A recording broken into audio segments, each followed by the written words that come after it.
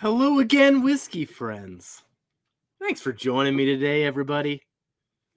For today's whiskey review, we have a brand that I have a love-hate relationship.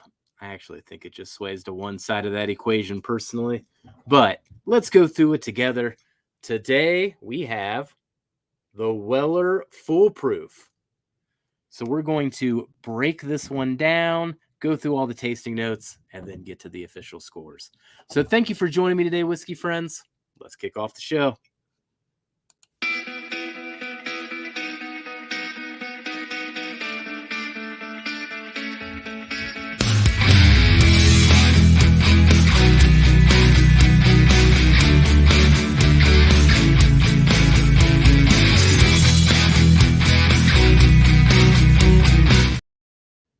All right.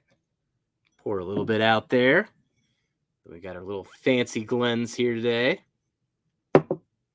So with the Weller Foolproof, this is coming from Buffalo Trace. This came out the first time, gosh, I think it's been about 2 or 3 years now. This is the third bottle of Weller Foolproof I have been able to get my hands on, and I have yet to be impressed with this particular label and brand. I love the OWA single barrels. So if we go with the Weller Antique single barrels versus these Foolproof single barrels, despite the lower proof, they tend to have a little higher age on them, and I think they have a whole lot more flavor.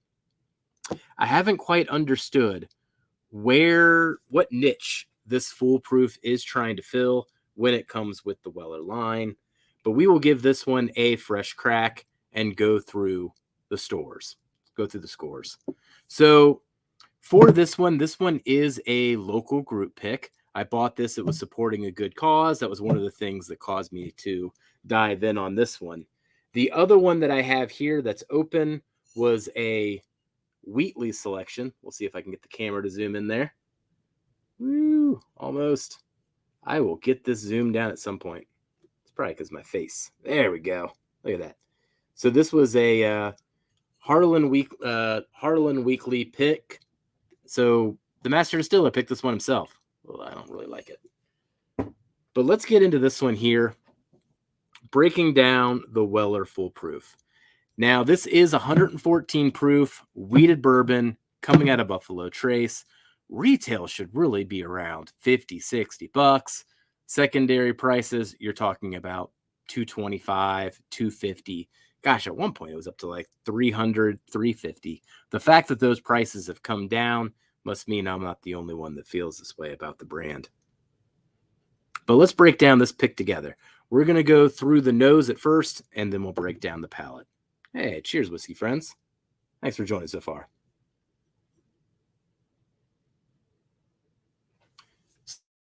Is a different bourbon experience for me, and the way the scores netted out was very interesting.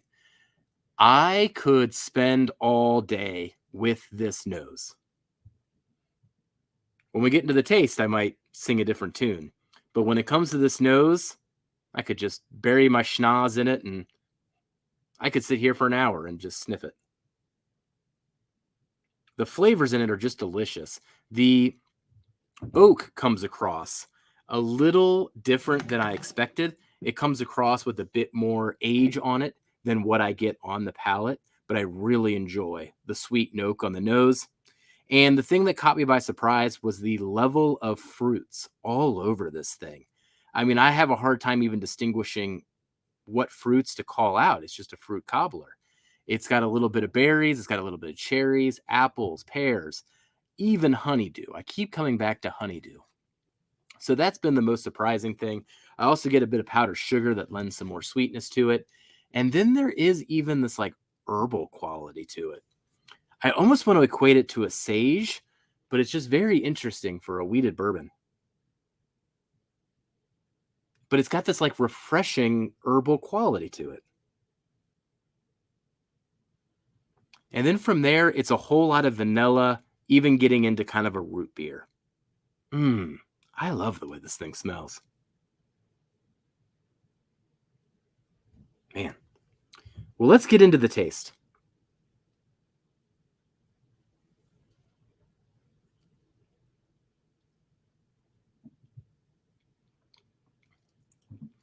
The mouthfeel on this thing is really nice. I mean, I guess that's the added benefit it's getting from being foolproof at 114.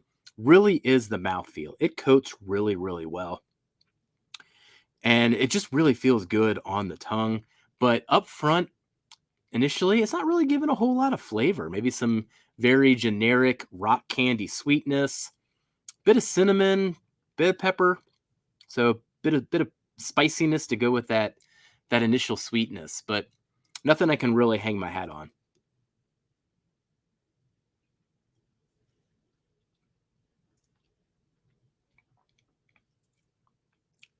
Man, the thing that'll get me on this one, and we're gonna come back to it, and I've gotten this before on Foolproof. Sometimes there is the spikiness or a harshness between the mid palate to the finish. And it really distracts me from pulling flavor notes because that harshness is almost so just in your face distracting. Like it just takes your eye off the ball from trying to get to what you're tasting because it's like, what was that? The flavors that I do get would be mostly a butterscotch, a hint of white chocolate, and essentially a sour pear. You know, that fruit's there, but because of that spikiness, I then bring like the sourness into it. Let's go into the finish.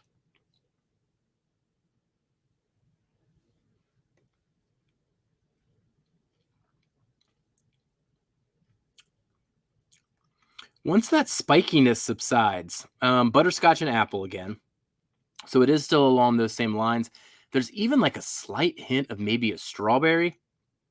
Where it really does start to finish stronger is with that root beer note that I got on the nose. So I do like that portion of it. So this one's a rocky road. The nose, fantastic. Then it doesn't give a lot of flavor. And then the flavor it's given mid palate, I'm just okay on. And then it hits you with the spice, the spikiness. And then, you kind of just roll into the finish and it's got some all right stuff there. But by the time I'm there, I don't care anymore.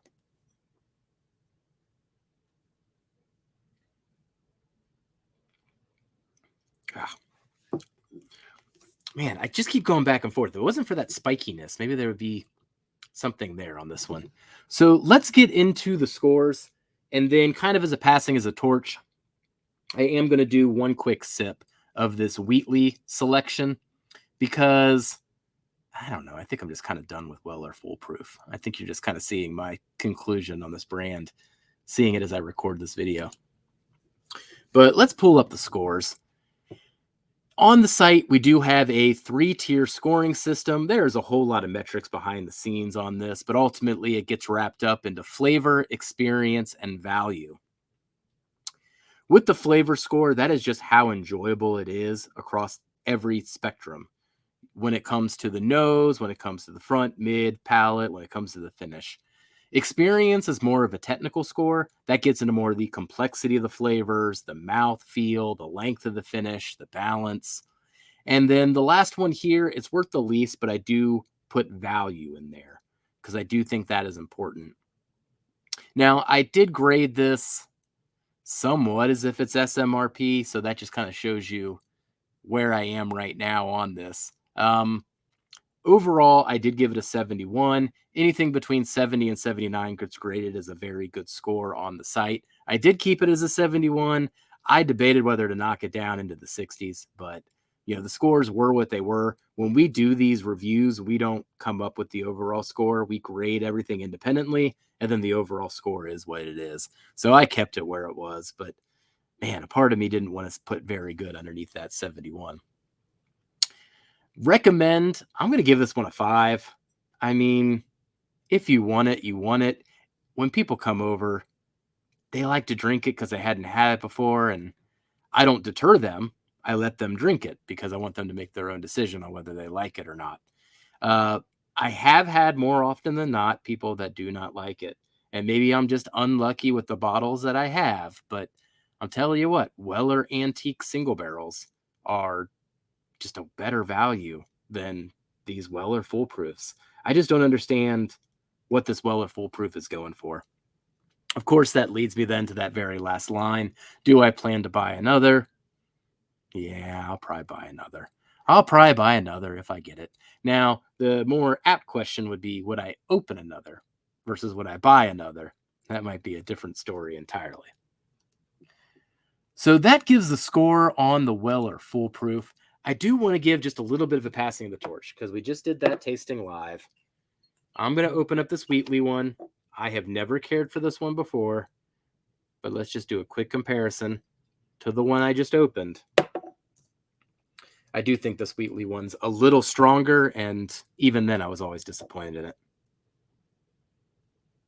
Oh, that oak is still there on the nose. It's actually got a really, really nice oak again.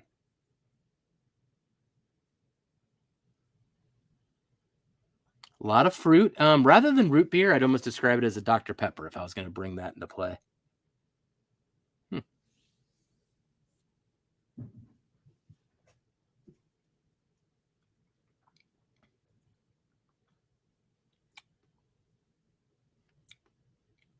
It's good.